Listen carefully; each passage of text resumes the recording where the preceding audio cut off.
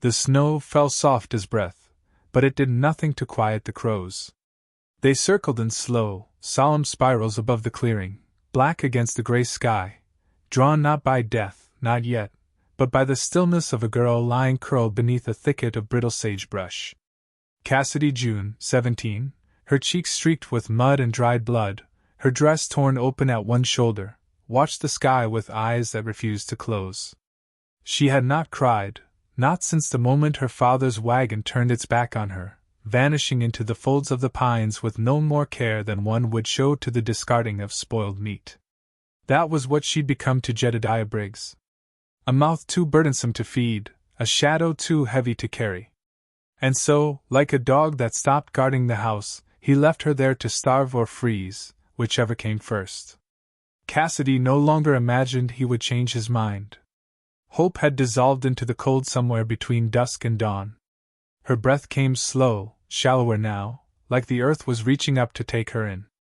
It was the jingle of a bridle, distant but sharp, that stirred her. She blinked through lashes crusted in ice. The mare appeared first, a weather-beaten animal with one clouded eye and a gait that showed miles had worn her down. Then the rider. Broad-shouldered. A shadow under a black hat. He was still a ways off, reins loose in one hand, a rifle across his saddle-horn.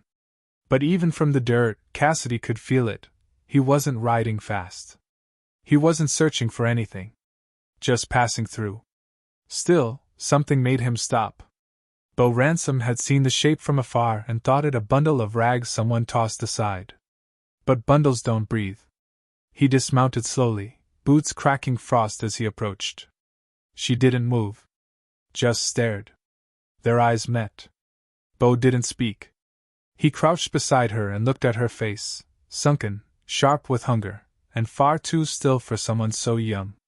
She was barely there. A whisper of a girl, with hair tangled like wild vines and a lip split at the corner. He didn't ask what happened. Didn't ask her name. He just shrugged off his thick coat and draped it over her trembling form. Then, without ceremony, lifted her into his arms.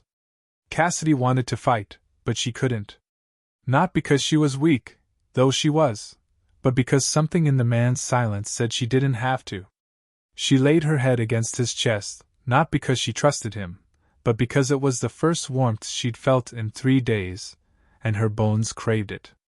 Bo didn't know her story. He didn't need to. The West was full of broken things. Most folks walked past them. Some kicked them. Others stepped over them. But a few, those rare, strange souls, picked them up and carried them a little while. The ride back was slow. Bo's cabin was a small squat thing at the edge of the butte, where the wind rolled down like a curse from the mountains. Inside, it smelled of old tobacco, wood smoke, and the faint sweetness of dried apples. He laid Cassidy down on a cot by the fire and placed a pot of water on the stove without saying a word.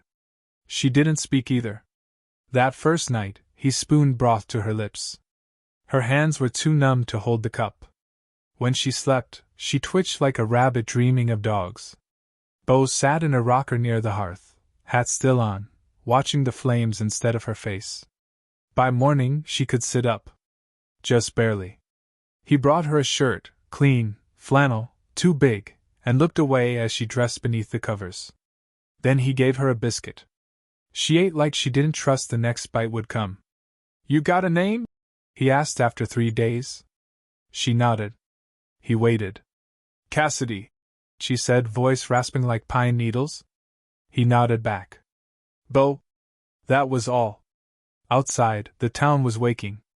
Word of a stranger girl in Bo Ransom's cabin made its way through the saloon, the blacksmith's forge, and the church stoop. Mrs. Hargrove, a widow with sharp shoulders and sharper opinions, nearly dropped her Bible when she heard. "A Briggs girl?" she whispered, scandal leaking into her tone. "Didn't he bury her mother last year? And now this?" Sheriff Nolan Wade scratched his jaw and said nothing. Bo knew what people thought, but he didn't answer doors that knocked with judgment. He had made his peace with silence, and the girl, thin as winter kindling, seemed to understand that. Still, Cassidy watched the shadows carefully. Every step Bo took, Every movement he made near her, she tracked with quiet, startled eyes. Not fear, exactly, something else. A kind of readiness, like an animal too used to cruelty to believe in kindness. One evening, she asked, "Why didn't you leave me there?" Bo poured coffee into a tin cup. "Didn't feel right." She frowned. "That's it." He sipped slowly. "You were still breathing." Cassidy blinked. Her throat ached, but she said nothing more. In the weeks that followed, she began to move through the house like a ghost reclaiming its body. Sweeping corners. Folding blankets. Feeding the chickens when her hands remembered how to work. She never spoke unless spoken to, and Bo never pushed. He offered warmth, and silence, and a roof that didn't ask anything of her soul. The first time she laughed, just a breath, soft and surprised, was when a chicken jumped onto Bo's lap during breakfast. He didn't smile, but he handed her a slice of bread in response, like it was a kind of offering. And in that moment, Cassidy realized she hadn't just been rescued from death, she was being given back the pieces of herself. But not everyone saw it that way. At the general store, Mrs. Hargrove caught Bo with a sack of flour and muttered just loud enough, "A man alone and a girl with no kin, it's not proper." Bo didn't answer her. Didn't even glance back. But the air grew thicker. Cassidy heard the whispers. She always had. She knew how people talked when someone broke the script. When a girl didn't stay buried like they'd hoped. She felt shame return like an old coat. Too familiar. Too easy to wear. That night, she asked, "You gonna send me back? To him?" Bo looked up from the fire. "Not unless you want me to." She didn't answer. She just pulled the quilt tighter around her shoulders and watched the flames move like dancers across the logs. The silence stretched between them.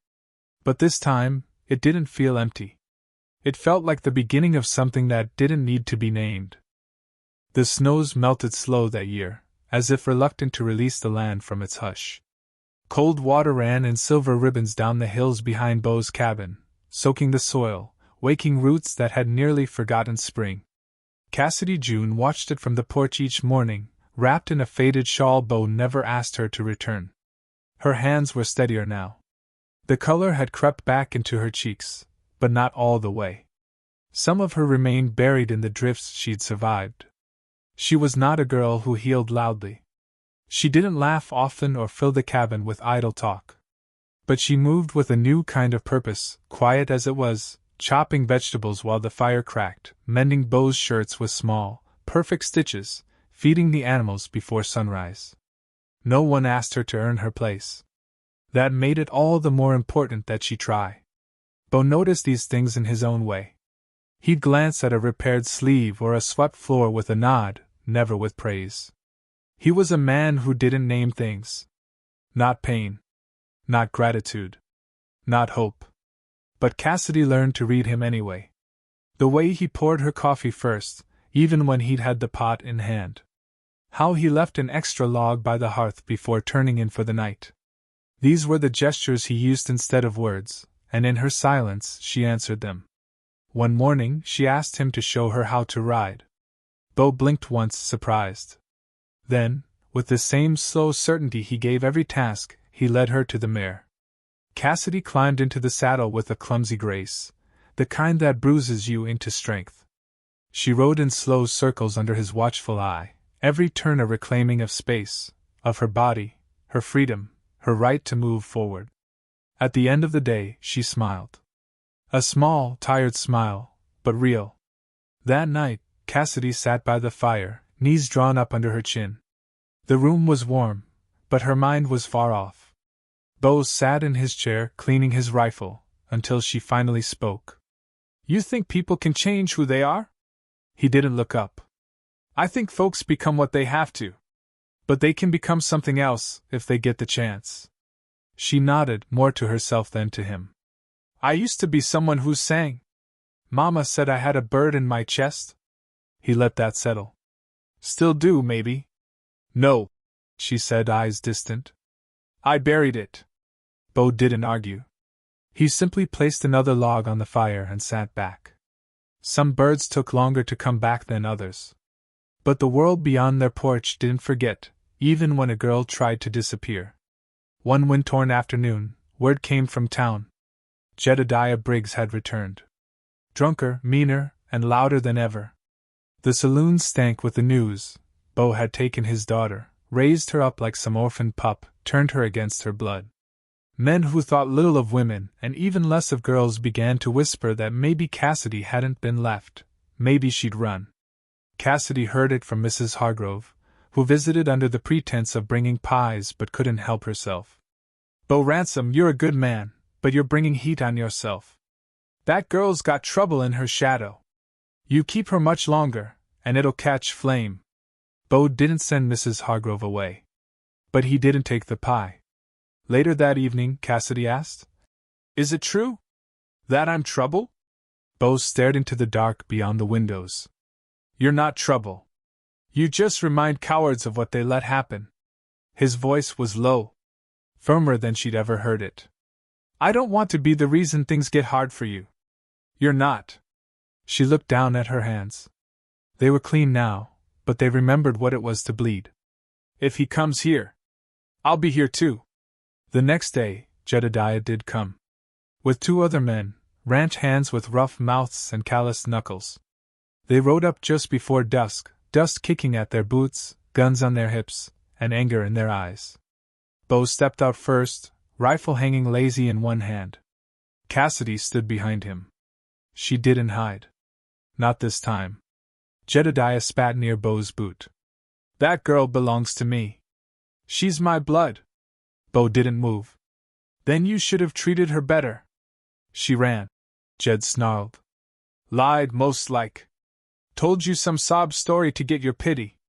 That's what girls like her do. You think she's grateful? She'll turn on you just like she did me." Cassidy stepped forward.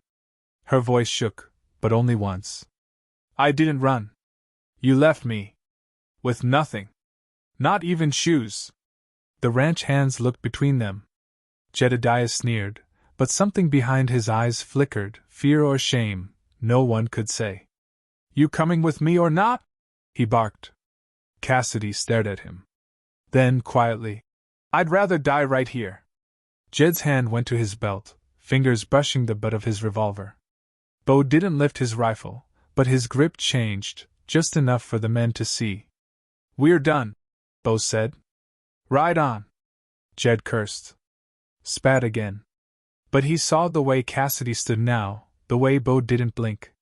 And in that moment, whatever poison he'd hoped to spit turned bitter in his own mouth. He turned his horse. The others followed. When the hooves faded into the night, Cassidy let out a breath she didn't know she'd been holding. Beau didn't say anything. He just went back inside and poured her a cup of coffee. She drank it slow, her hands still trembling. That night, Cassidy walked out to the small garden patch behind the house. The soil was thawing. Winter was giving up its hold, inch by inch. She knelt down, pressed her fingers into the dirt, and felt the earth pulse with quiet life. Beau found her there and sat beside her. She didn't look up. "I don't know what comes next." He nodded. "You plant something. You water it. And you wait." She scooped a handful of soil into her palm. "Will it grow? If you stay to see it." They sat there a long while, side by side, with only the wind to bear witness. The silence between them was not the same as it had been. It was thicker now, full of what had been said and what didn't need to be. Spring came like a slow breath. The world unfurled itself, cautious but willing. Cassidy began humming one morning while boiling water for tea. Beau didn't mention it, but his eyes lingered a little longer on her face that day. Sometimes, healing sounds like a song you thought you forgot. The past did not disappear. But it stepped aside, just enough to let her walk forward. And for the first time in her life, Cassidy June was not surviving. She was beginning. And so the story didn't end with a rescue. It ended with the planting of apple seeds in quiet soil, with the promise of trees that would bear fruit years down the line. Trees she might climb. Branches she might rest beneath. A place not just to live, but to belong. Because ashes don't mean the fire is over. Sometimes they're where the bloom begins.